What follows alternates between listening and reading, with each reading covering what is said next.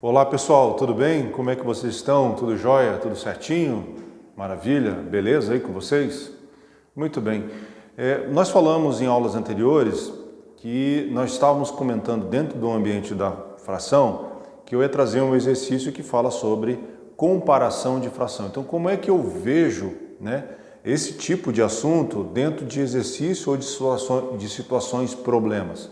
Então, é muito importante você ter essa ideia de como é que eu vou encontrar essa situação e como é que eu vou tentar resolver, Então, deixar claro também para vocês que quando nós chegamos com uma situação problema para vocês, lá não vai dizer assim, olha, aplique aqui comparação de fração. Agora aqui você vai fazer um sistema de numeração decimal. Aqui você vai tratar um pouco sobre número primo. Não, você tem que conhecer. Então, por isso que quando você conhece, você fica fácil você ter essa liberdade de trazer essa informação de uma resposta, muitas vezes, de forma muito mais simples e objetiva.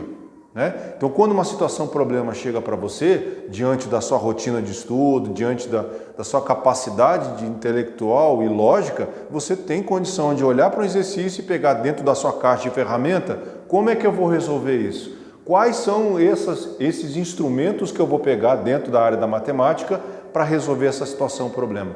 É ali que eu começo então a entender a capacidade que o homem tem, através da palavra de Deus, olhar para aquele problema e falar assim, Senhor, como é que eu vou resolver essa situação, esse problema, diante daquilo que está acontecendo para que eu venha resolver? Então você vai pegar dentro da sua caixa de ferramenta todo esse conteúdo ou esse conhecimento que você tem dentro da área da matemática e aí você vai aplicar para resolver o problema da que a pessoa está com dificuldade em tentar resolver. Então, eu coloquei aqui 3 exercícios que ele fala o seguinte, dentro ainda da comparação de fração. Então, eu coloquei, 16 de 30 alunos da turma A gostam de nadar e 16 de 37 alunos da turma B também gostam de nadar. Ele está pedindo para você determinar veja o que o exercício está trazendo como informação, pegue um instrumento da sua caixa de ferramenta e resolva para mim o problema. Então, isso significa determinar.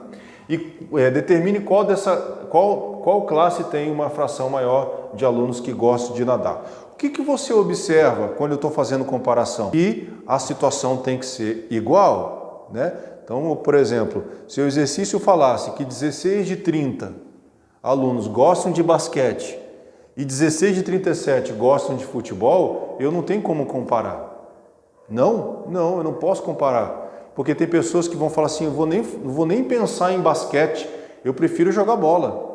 Outras pessoas falam assim, cara, não gosto de bola, eu acho um fim da picada, um monte de homem correndo atrás de uma bola. Eu falei, sim, mas basquete também faz isso, mas basquete é mais emocionante, porque basquete deixa eu alto, eu fico com o braço torneado, eu fico grande, enfim. Então, eu não posso e não tenho condição de comparar quando não tenho grandezas de mesma espécie. Por isso que o exercício trouxe aqui natação. Então, 2 turmas estão sendo comparadas por fato de nadarem.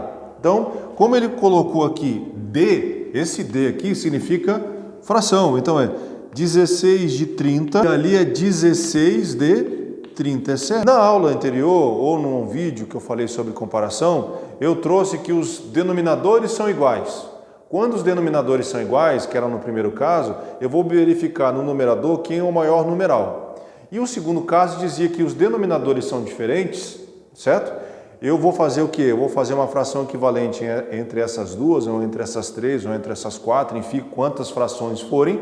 E aí eu tiro o MMC, verifico o denominador igual, e aí lá eu tenho a capacidade de decidir qual desses 2, ou qual desses 4, desses 5 numeradores são maiores entre si, porque os denominadores são iguais.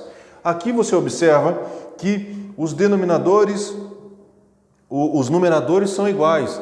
Mas você não falou isso na outra. Não falei, que seria o 4º caso, vamos dizer assim, tá? Eu, na verdade, acabei esquecendo, mas agora a gente vai relembrar aqui. Quando eu tenho denominadores diferentes, certo? O que nós faríamos? Nós tiraríamos o MMC, colocava aqui o 30 e o 37, passava o travessão e ia fazendo as divisões até chegar no denominador comum, tá certo? Mas aqui eu vou te dar uma dica bem interessante, uma dicona aqui. Quando os numeradores forem iguais, aqui eles são iguais, os numeradores. A regra diz que quanto menor for o denominador, maior é a fração. É o contrário.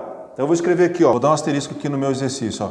Quando os numeradores, aí se você quiser depois copiar, vai ser legal porque você pode usar isso em sala. Quando os numeradores forem iguais, o menor número do denominador, vírgula, será a maior. Então quer dizer então que se eu olho para cá, 16/30 e 16/37, então significa que os numeradores são iguais, só que o 30 é menor do que o 37, portanto, essa fração aqui será a maior. Exatamente. Então, essa dica aqui fica fácil, porque quando você coloca mais uma ferramenta na sua caixa de ferramenta, fica fácil de quando você está comparando. Somente esse caso se dá, ok? Quando os numeradores forem iguais, que é o nosso caso aqui. E aí você olha para o menor número na fração, então ela vai ser a maior, é o contrário, tá? Então 16/30 é maior que 16/37. Então, qual dos alunos que gosta de nadar? É a turma A. Então essa aqui é a turma A e aqui é a turma B. Então a turma A aqui foi a que mais gostam de nadar, tá certo? Então eu só falo desse assunto, que vou dizer que a menor denominador é a maior fração, somente quando os numeradores forem iguais. Aí eu coloco aqui, ó, por exemplo, outro exemplo, né? Compare as frações. Qual dessas frações é maior? Comparou aqui, ó, numeradores iguais, o menor número na fração é a maior fração. Então, olhar aqui, ó, então isso aqui é a maior fração, a 4/5. Professor, mas e se eu quiser fazer por o processo então de fração equivalente? Eu vou apagar essa aqui, ó. Vou até sair um pouquinho aqui da frente para você dar uma printada aí, ó. Printa aí, printou, 1, 2, ok. Então vou apagar aqui, ó, que aí eu não tenho espaço ali, eu vou fazer aqui no canto. Então, eu posso fazer por fração equivalente? Pode, também. Olha lá, se eu chegar e fizer assim, ó, 4/5, aí eu ponho uma fração aqui e 4/7. Aí eu ponho uma fração aqui. O que nós vamos fazer? 5 e 7, como 5 e 7 são primos, então toda vez que eu tenho primo, eu multiplico entre si. Então 5 vezes 7 dá 35 aqui, e aqui vai dar 35 também. Muito bem. Agora eu faço o que eu estava fazendo no vídeo anterior. Qual o número que multiplicado com 5 que dá 35? É o 7. Eu faço 7 vezes 4 vai dar 28. Aqui, mesma coisa, ó. Qual o número que multiplicado com 7 dá 35? É o 5, que é esse aqui. Por isso que eu posso multiplicar entre si os números primos, porque esse é desse e esse é desse. E aí fica 5 vezes 4 dá 20. Percebe? Então, o denominador menor, sendo que os numeradores são iguais, então o denominador menor vai ser a maior fração. Então, por isso que 4/5 é maior que 4/7. Por isso que eu falo para vocês, e vou repetir, e vou reforçar, que a pessoa quando olha para uma fração desse tipo, ele olha que o denominador é maior do que esse, então ele diz que essa fração aqui é maior, né? Então significa que 7 foi dividido mais vezes. Aqui o 5 foi dividido em menos vezes, por isso que menos vezes você tem mais. Professor, mas não tem, ó. Aqui tem o 3, aqui eu tenho 1. Sim, mas aqui foi dividido em 5.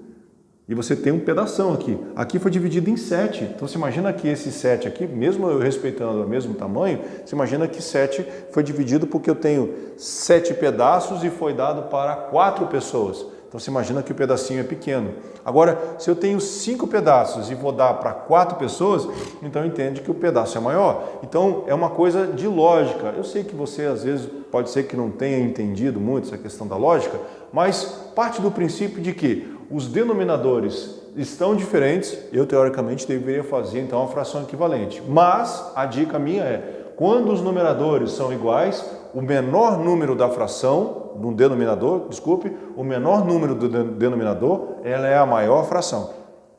E aí, por exemplo, aqui no exercício 3, dando de novo um outro exemplo, onde os numeradores são iguais, E como o 3 é menor do que o 9, então 2/3 aqui será a maior fração. Então, esse caso aí, ele é muito legal porque você determina isso mais rápido.